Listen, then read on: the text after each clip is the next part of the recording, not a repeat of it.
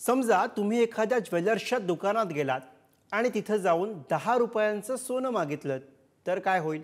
कदाचित कमीत कमी शब्दात तुमचा अपमान होईल। तिथून तुम्हाला बाहेरचा रस्ता दाखवला जाईल। पण आज अनेक जण चक्क 10 रुपयात सोनं खरेदी करतात। कसं? चला पाहूयात हा स्पेशल रिपोर्ट। सोन्याचा भाव 1.25 लाख रुपयांवर।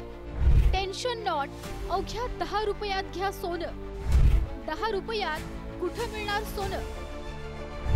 2015 मध्ये 26 ते 27 हजार रुपये तोळा असलेलं सोनं सध्या 10 वर्षांनी 1.25 लाख रुपये तोळा एवढं प्रचंड महागले।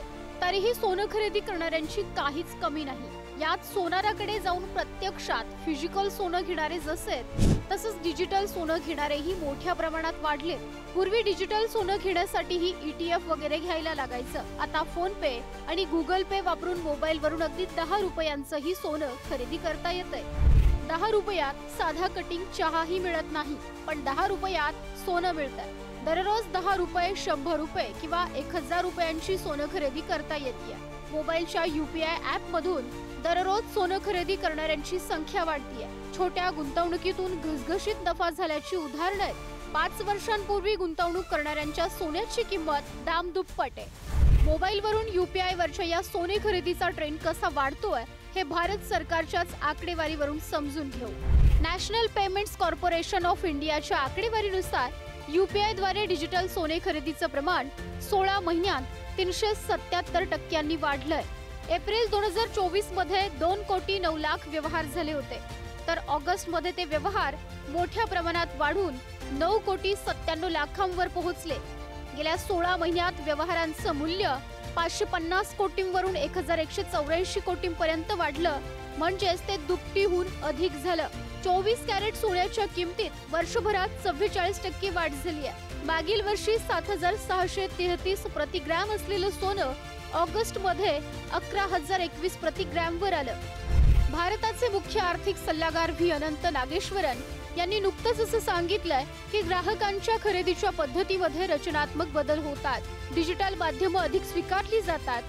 सोनाराकडे जाऊन प्रत्यक्षात सोनं खरेदी करण्यापेक्षा डिजिटल सोनं खरेदी करणं लोकांना का सोपं वाटतंय हेही समजून घ्यायला हवं। डिजिटल प्लॅटफॉर्ममुळे ग्राहक अतिशय कमी प्रमाणात सोने खरेदी करू शकतात। कमी बजेट असलेल्या कुटुंबांसाठी सोन्यामध्ये गुंतवणूक करणं अधिक सुलभ झालंय। पेटीएम, गुगल पे आणि फोन पे सारख्या नेहमीच्या ॲप वरूनही सोनं खरेदी करता येतं। डिजिटल सोनं 24 कॅरेट शुद्ध प्रमाणित असतं। ते सुरक्षित कस्टोडियनकडे असतं। हे सोनं हातात येत नसल्यानं सांभाळावं लागत नाही। चोरी होण्याचीही भीती नाही। हे सोनं केव्हाही कधीही विकता येतं, त्यामुळे 100% लिक्विडिटी असते। सोन्यासाठी UPIचा वापर एवढा वाढलाय की तो टॉप 10 कॅटेगरीत आलाय। सोनं ही आजवर काळाच्या कसोटीवर उतरलेली विश्वासार्ह गुंतवणूक ठरली आहे। प्रत्येक भारतीयाला सोन्यावर पिढ्यानपिढ्यांचा विश्वास आहे। या पिढ्यांचं शहाणपण त्यांना हेच सांगत आलंय की अडीअडचणीला सगळं कोसळलं तरी सोनं हे कोसळत नाही, ते वाढतं आणि त्यामुळे सोन्यात कायम थोडे थोडे पैसे गुंतवत राहा। आतापर्यंत हे थोडे थोडे सोनं घेण्यासाठी लोक ज्वेलर्सकडे दरमहा पैसे भरत होते। आता ते दररोज UPI वर सोनं खरेदी करतात। त्यामुळे जसं भारतातील प्रत्येक घरात सोनं आहे, तसंच ते आता प्रत्येकाच्या मोबाईलमध्येही असणार आहे। निलेश बनेसह ब्युरो रिपोर्ट, पुढारी न्यूज।